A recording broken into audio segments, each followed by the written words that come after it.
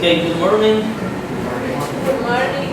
We have the group number 8 and our topic is second language acquisition and learning. Okay, I'm going to start with the term of acquisitions that it's used to refer to the gradual development of ability in a language by using it naturally in communicative situations with others who know the language. It's referred that when a child grows up in the social environment where the more than one language is used. For example, in the United States, there are a child that have parents that the mother is Latin, and the father is the United States. Okay, so the environment and the social environment that the child have is acquiring the second language, that is Spanish, and the first language that is English, right? And the third learning, however, applies to a more conscious process of accumulating knowledge of the features such as vocabulary and grammar and language, typically in the institutional settings. Okay, the learning is referred, for example, students that, for example, Salvadorian students, right? That, for example, here we learn a second language because we are in a country that English is not spoken, right? That means that it's a foreign language that is learning, okay? That we have that acquisitions varies. For most people, the experience with the second language is fundamentally different from their first language experience and is hardly conducive to acquisitions. It's referred that for learn a second language is more difficult because we don't have knowledge, a previous knowledge of the language. That means that we need to learn like grammar, phrases. We have that they usually encounter the second language during their teenage or adult years in a few hours each week of school time, with a lot of other things going on that young children have little else to do, and with an already known language available for most of their daily communicative requirements. That means that for adult learning it's more difficult to learn a language. However, even in ideal acquisition situations, very few adults seem to reach native like proficiency in using a second language. Right? There are individuals who can achieve great expertise in the written language, but non-spoken language, right? It's basically in the second language learning, okay? Most of the students probably they develop the writing skill, but it's more difficult to develop the speaking skill.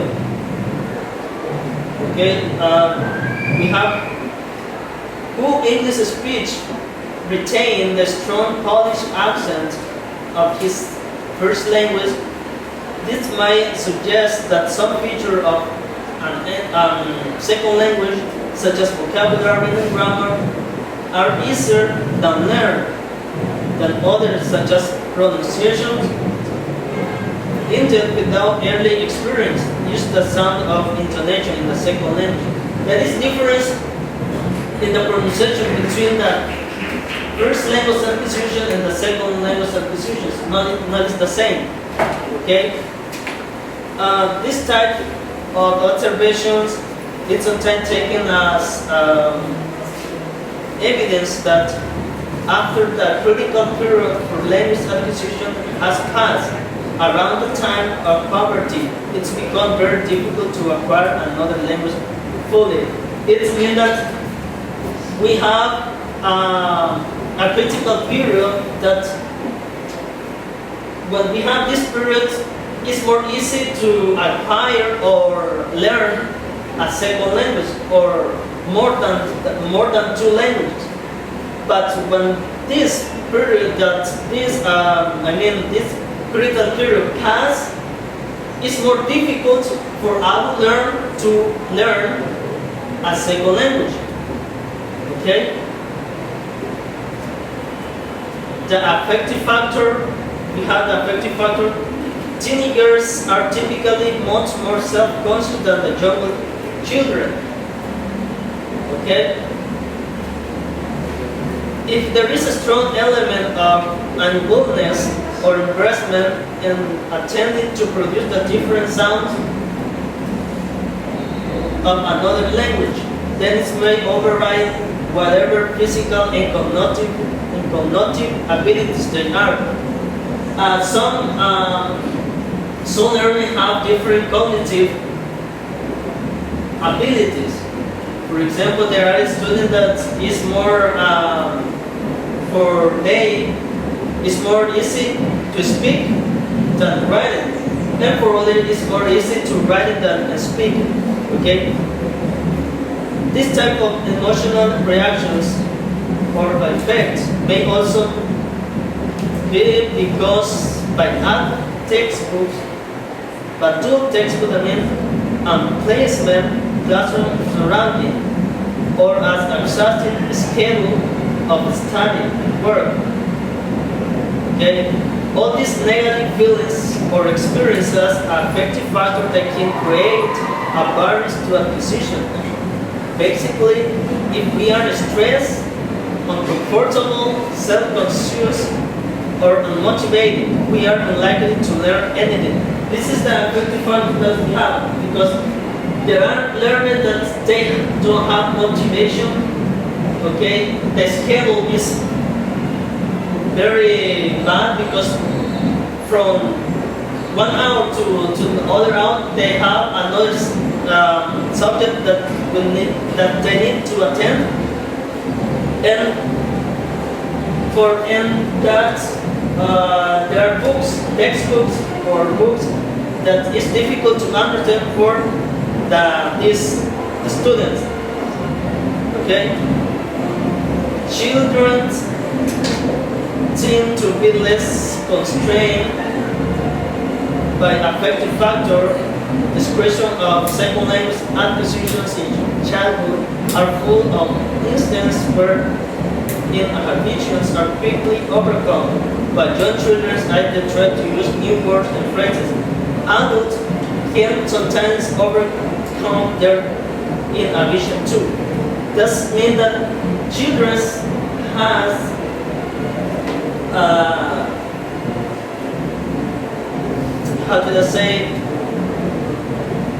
has to develop more quickly the language, because they repeat words, phrases, and now it's more difficult, right? Okay, this is my participation. I'm going to continue the topic. I'm going to talk about the method in second language acquisition. The first method is grammar translation method. The grammar translation method is the most traditional approach. It's to treat as language learning in the same way as any other academic subject. In grammar translation method, the vocabulary list and set of grammar rules are used to define the higher learning or memorization in English and writing language rather than spoken language is emphasized. The grammar translation method is practically is using in teaching. Practically, the teacher and the student has a role, and in the role, the teacher, if the teacher is reminded of the authority in the classroom.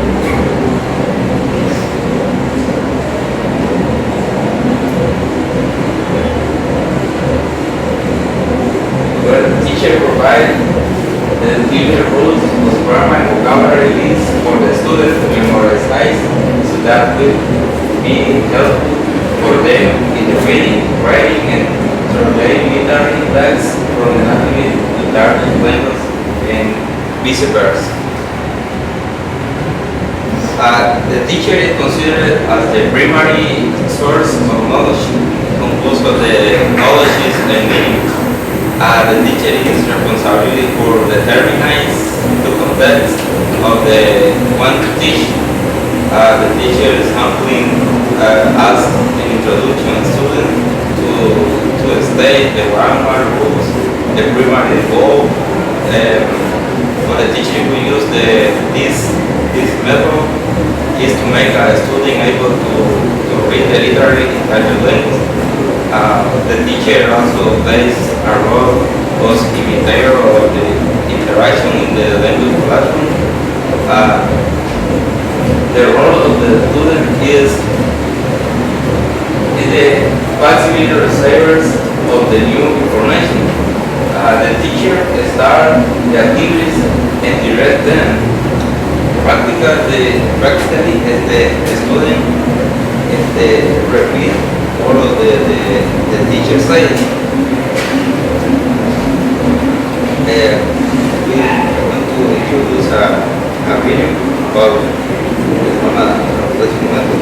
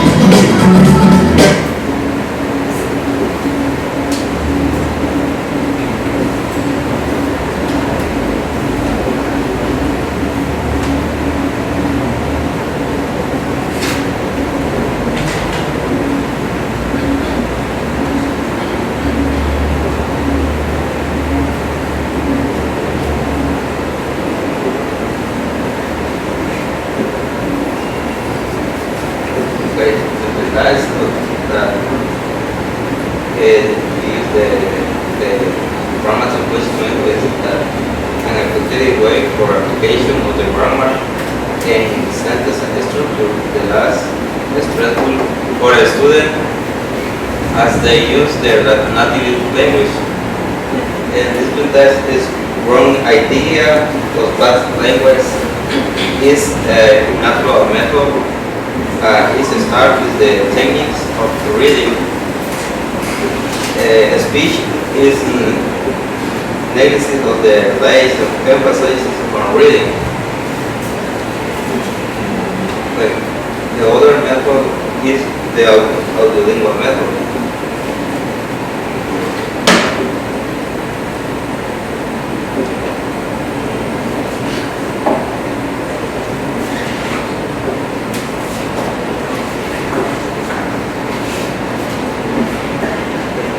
The audiolingual method is a method for language teaching of emphasizing the teaching of listening and speaking before the reading and writing.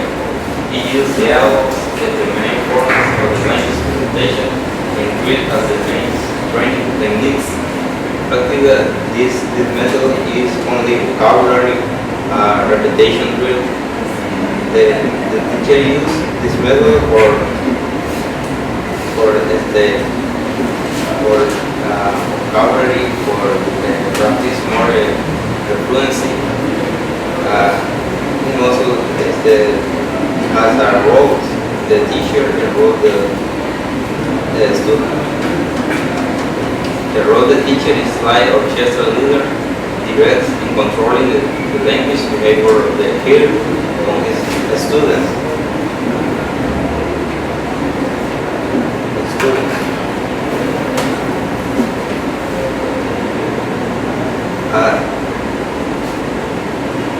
Involved the semantic representation of the second language, moving from the simple to the more complex.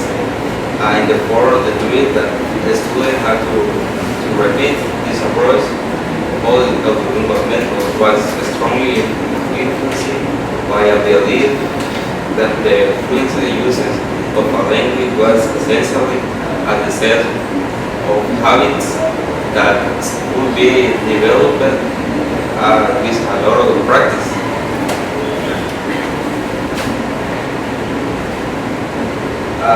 The role of the student is the art imitator of the teacher, more than the take of she supplies was a model speaker.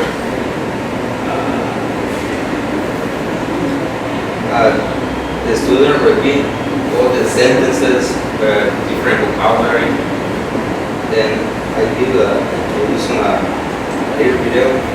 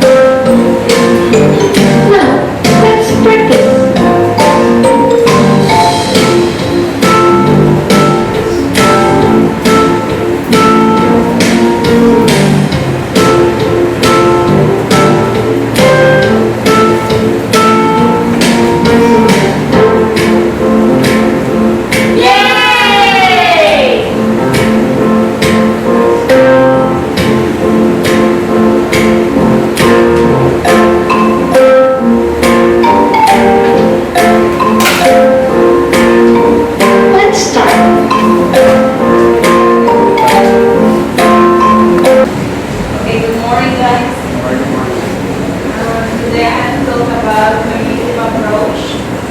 What do you understand about communicative approach?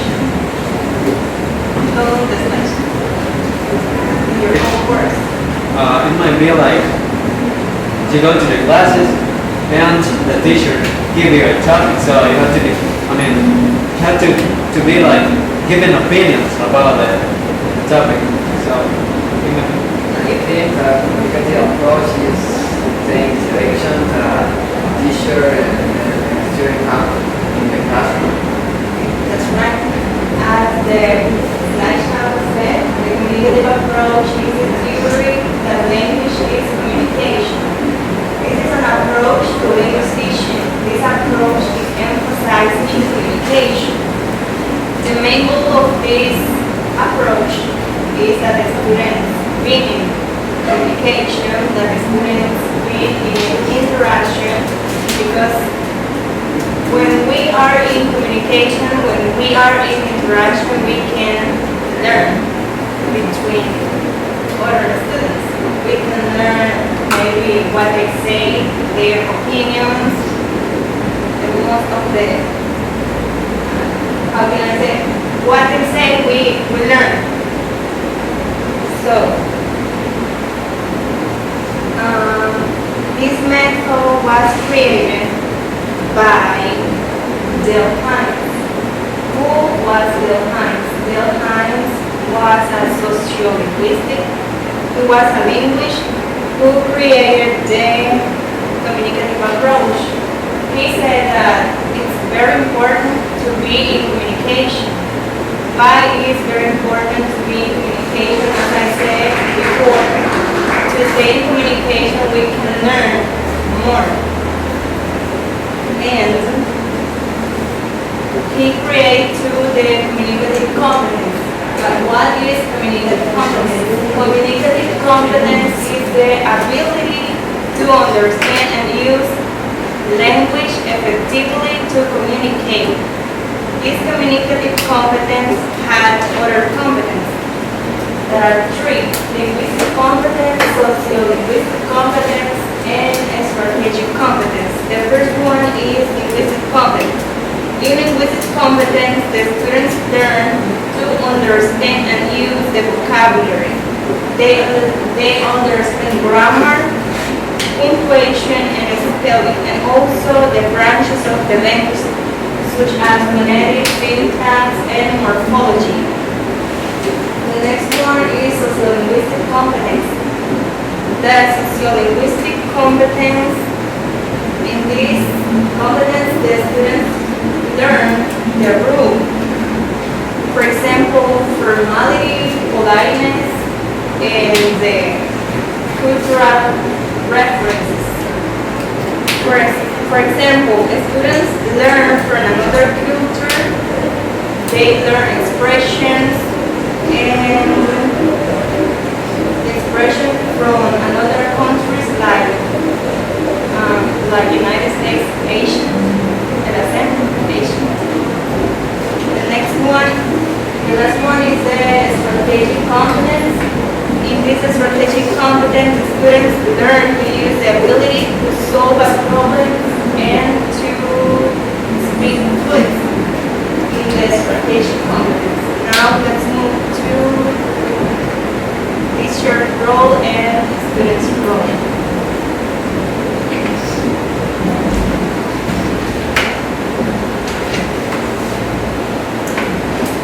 First point, the teacher in the communicative approach is the facilitator. And during the activities, the teacher acts as an advisor. He answers students' questions and he also monitors the students' behavior and the students' performance. Activities in communicative approach are often carried out by students in small groups. They always work in pairs, and it will be strange for students who work individually, because the main goal of this approach that the students learn by interacting with themselves.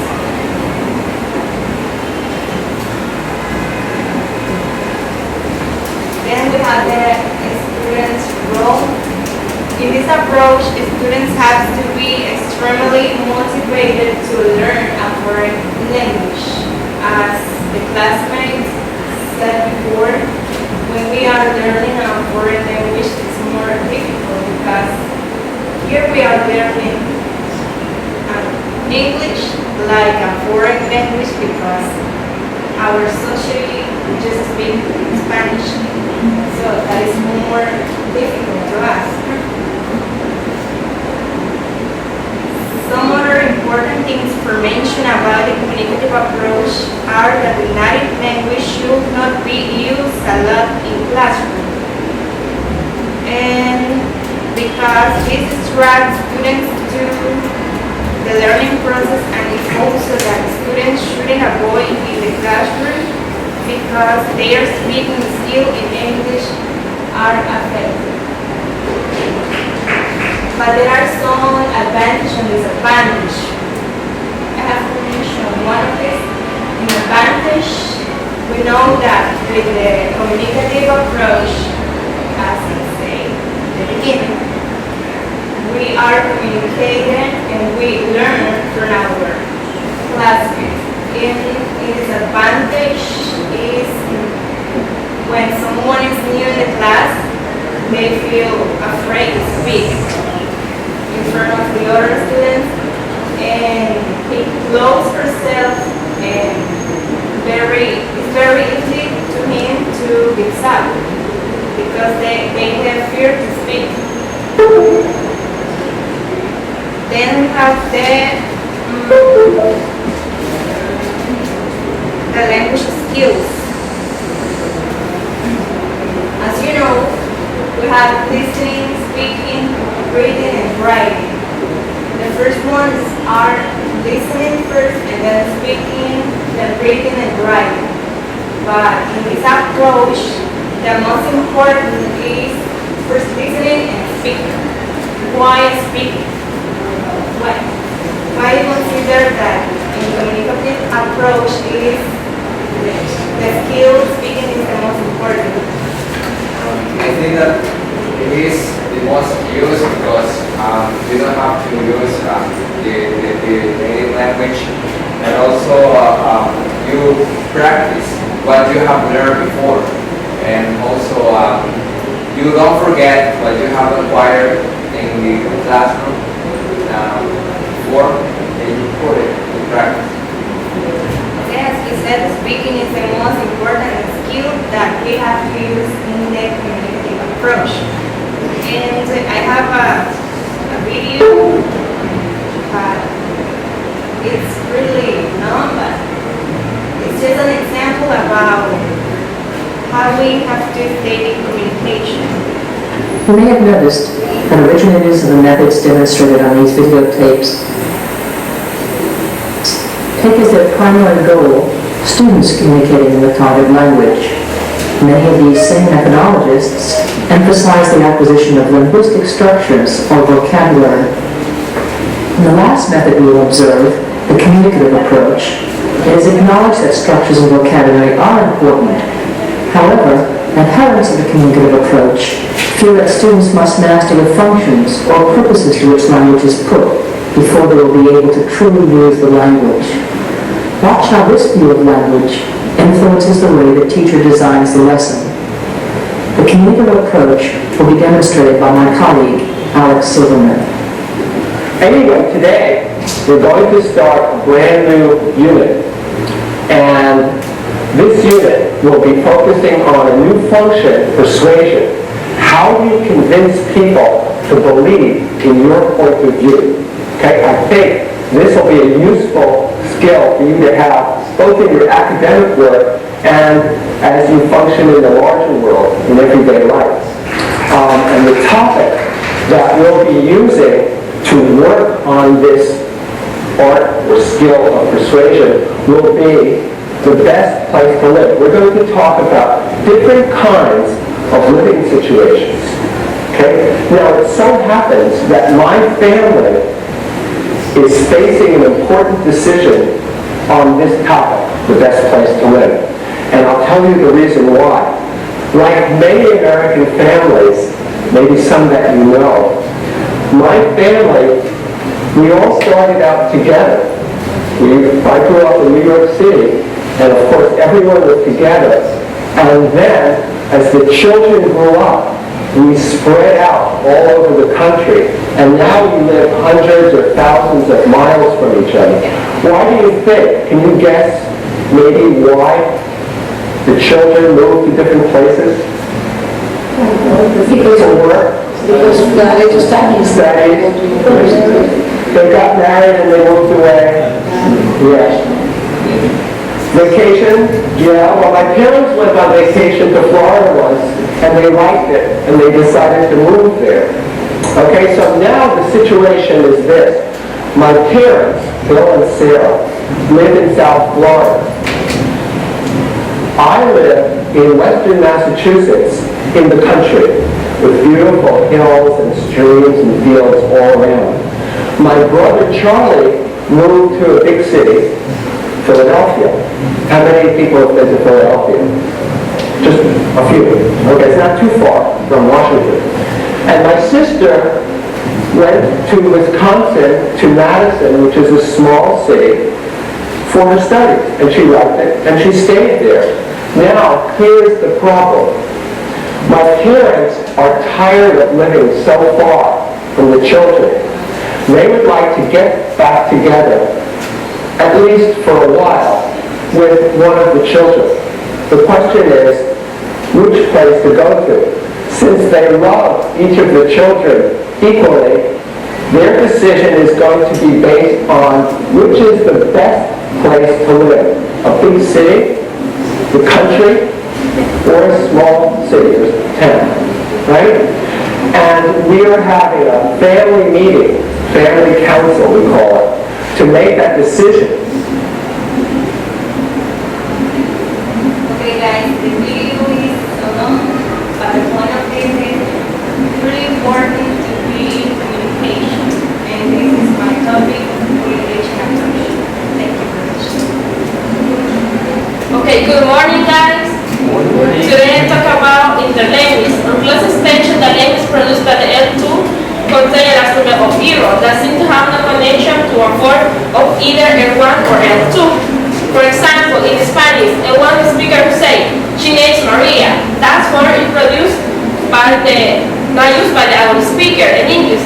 And who says in English, for example, when the Chinese people say, I go to work, but the correct form is I go to work. This evidence of this source suggests that there is some in-between system using the L2 process that certainly contains some aspect L1 or L2, which is an early variable system with group of its own. This system is called an interlanguage, and it is now to be considered the basis of L2 production. And we say is in the individual in contain element of the L1 as well as the L2.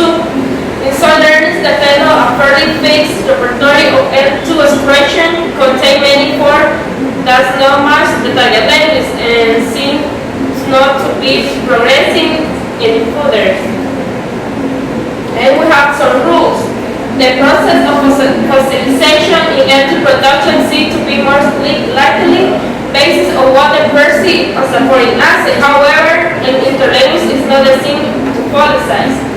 And the rules are learners create a language rule from the state, rule determinate learning, comprehension, production, interlanguage rule are changeable from the outside input, from the inside learning hypothesis. And we have the process that the language was created. We have generalization. Are using many language citation that's like events, things, or information together into category. And then we have transfer. This is when the learners are using the first language acquisition to understand and organize the second language information. And we have internal sequencing. This is when hear different languages, and for example in the classroom, but not here from, for example in the United States, there are here some different people from different countries, and the students learn different languages. And And the second, we have motivation. What is motivation? There are several factors that combine and provide what's essential to learn. Obviously, the motivation to learn is important. And we have two types of motivation. Instrument motivation. That is, they want to learn the L2 in order to achieve some other goal, such as completing a school graduation requirement or being able to read scientific publication and not really for social process.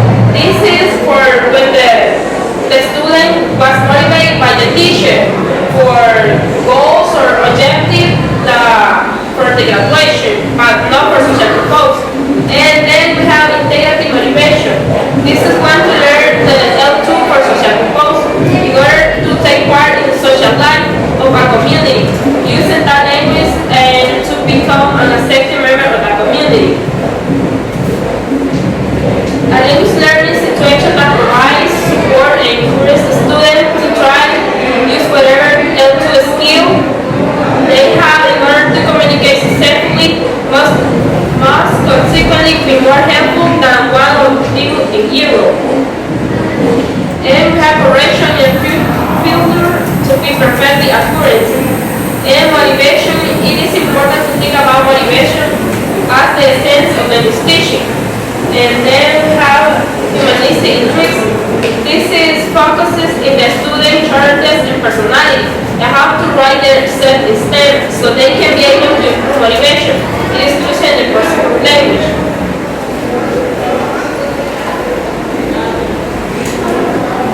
Then another topic is input and output. How to know what is input and output? Do you have any idea of that topic? I really want to receive environment, the output is what you repeat. Yeah, input. It's like used to describe the language that the learner is exposed to be beneficial for the to learning. And it has to be comprehensible. It can be made comprehensible by being simple in structure and vocabulary, as in the part to speech guide for in talk.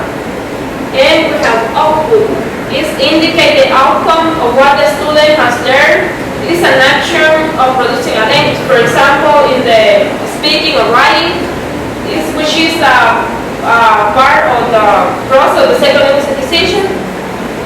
And one example is when you have a best friend, and then you write a letter, and that letter you write what you did that day, and then this is an example of output because you express your idea, your message, something like that.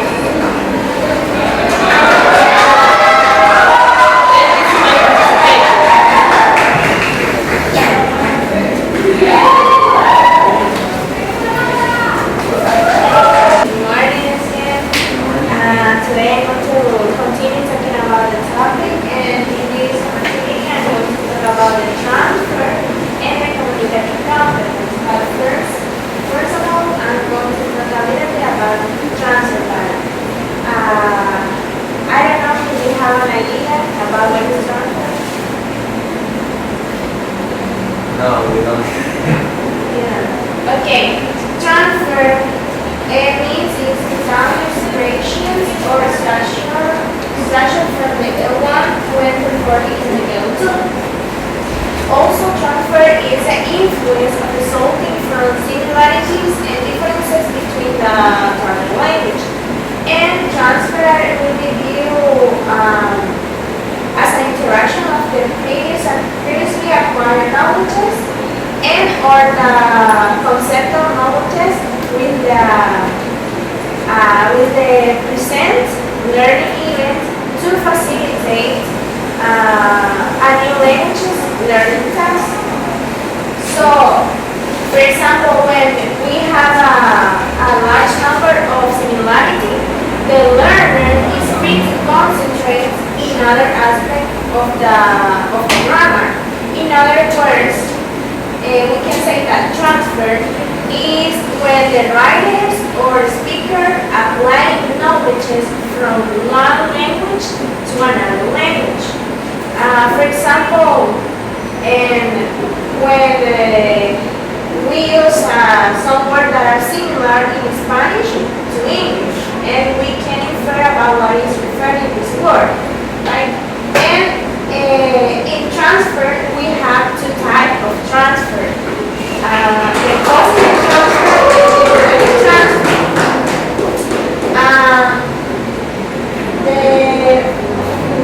The positive transfer of L1 knowledges to the L2. This type of transfer consists when the relevant units or structure are similar in both languages that before I said it. And this linguistic interference can result in the correct language production. For example, when we use a cognate. I don't know if you know what is a cognate. What is a cognate? It's words from one country and another country that mean the meaning is the same. Yes, you're right. A cognate is a word that in most languages are similar in the pronunciation, writing, and meaning. For example, we can use the word family in English, and in Spanish we say familia, right? Another example can be a radio in English and radio in Spanish. These are examples of cognates, and that is to understand better the positive transfer and the negative transfer consists in the language interaction that is discussed most often as a source of error. The negative transfer can be seen like when a writer and speaker transfer needs a more structure but are not the same in both languages, right? For example, we can say I'm going to the beach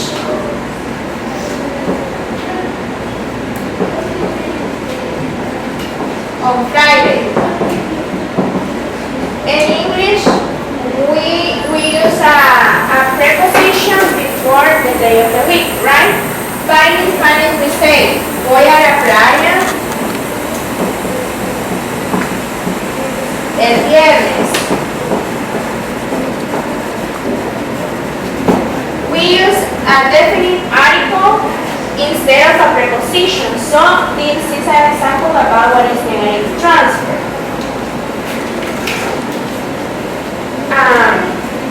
And also Spanish learners who are native English speakers can be produce a transfer error in the use of the preposition, but it is not necessary because of the readings on English. In other words, we can say that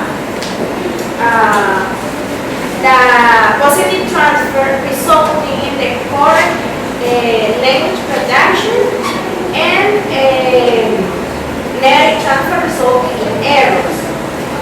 Now I'm going to talk about the communicative competence, that is the last topic, and it says that communicative competence can be defined as the general ability to use language accurately, appropriately, and flexibly. I don't know if you have an idea what is a communicative competence? The ability to use the language. Okay, the ability to use the language. Yes, communicative competence refers to the language user, grammatical knowledge of the morphology, phonology, syntax, and the like, as well as to the social knowledge about how and when to use the utterance appropriately. And for example, when in a classroom, how do you know that a teacher can do to see in what level the students are in communicative competence? Might be, it is reflects on how he uses the languages, if he uses it appropriately or correctly or not. The teacher knows if he is using the language well. Is that right? In a classroom, a teacher can use some strategy to see in which level the students are in the communicative competence. For example, if they want to know how much the student can understand writing, they can put a activity using textbook, or they're speaking, they can make role plays, or in the capability of writing, they can write a letter to see how the communicative competence are in the student. So this is referring to communicative competence, and this is formed or developed in three components, right? The first component is the grammatical competence. Someone can help me to read it. Grammatical competence, which involves the accurate use of words and structures. Yes, that's very clear, right? Yeah. Continue. Concentration on grammatical competence only, however, will not provide the learner with the ability to interpret or use second language expression of our computer. Okay, yes. The first component is the grammatical competence. It includes the knowledge of the phonology, orthography, vocabulary, word formation, and sentence information. This is the ability to use appropriate language is the second component called social linguistic competence. It says it's enable the learner to know when to say, "Can I have some water?" versus "Give me some water," according to the social context. Much of what discussed in terms of grammatic has to become familiar in the cultural context on the level 2 if the learner is to develop social linguistic competence. In this competence, the learner is be able to use socio-linguistic cultural language to communicate in according to the ways in which they are, right? For example, if you are with a group of friends, you are going to use a different language, more comfortable, more friendly, and something like that. But in a classroom, the language is very different, right? And this element refers to this, and the third element is the strategic competence. This is the ability to organize a message effectively and to comprehend via strategy for editing, being able to use. Learners inevitable experience moments when there is a gap between a communicative intent and their ability to express that intent. So this ability helps to the learner construct a message effectively to transmit it to another person, right? And the last one is says the communicative strategy is where they ask others will try to express themselves. For example, a Dutch from L1 speaker wants to refer to an officer in English but didn't know the English word. So she used a communicative strategy. She created a way of referring to the object by using vocabulary she already knows, saying the thing that horses wear under their feet, the iron things, and the listening understood immediately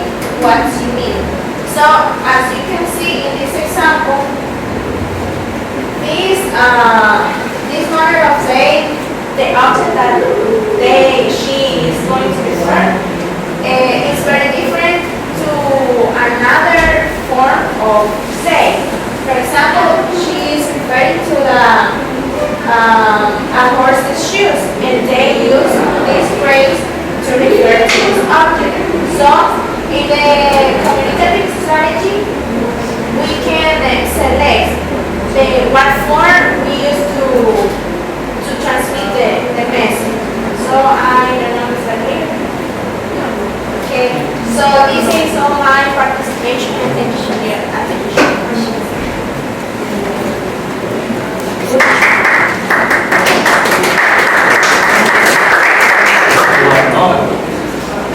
The questions.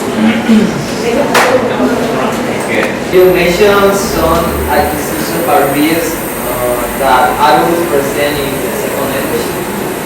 Okay, the acquisition barriers that adults are stressed and self-conscious and motivations.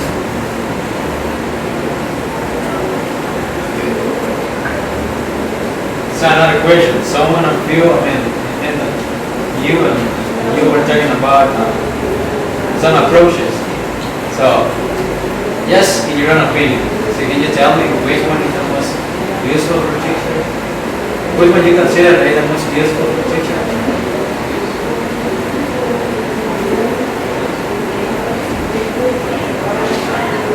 I mean, which one is the most useful for teachers? So the grammar approach, the communicative approach to apply in classes. Okay, in grammar, is vocabulary list and set of the grammar rules. I use it to define the target language. You said which one is more effective? Yeah. I consider communicative approach. Maybe because it's made the students speak.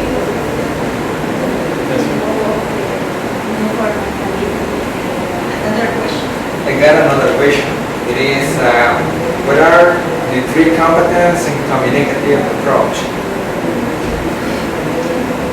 First one is strategic competence, sociolinguistic competence, and linguistic competence. Internal language. What's meaning? Internal language. Interlanguage means is a unique system. It's when the student make an error in the sentences or phrase.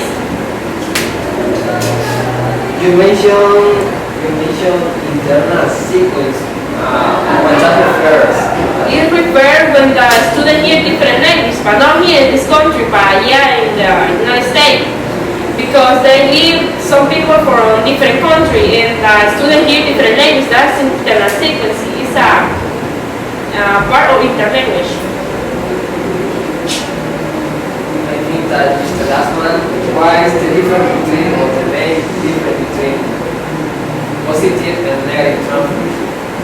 Okay, the positive transfer is when we use words or structure or item that is the same in both languages. But negative transfer is when we use all the things but in both languages are different. That's all. Okay, thank you.